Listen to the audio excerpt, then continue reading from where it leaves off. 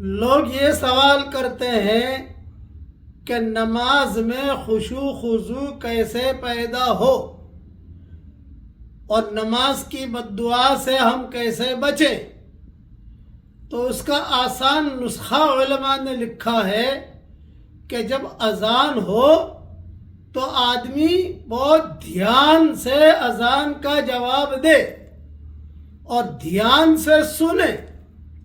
اگر یہ عادت ڈال دے گا کہ اذان کا جواب دھیان سے دے اور اذان خود دھیان سے سنے، تو علماء نے لکھا ہے کہ انشاءاللہ خشوع خضوع کی نماز، خشوع خضوع کے ساتھ نماز پڑھنے کی اسے توفیق مل جائے گی اور نماز کی بد دعا سے بھی انشاءاللہ بچے گا۔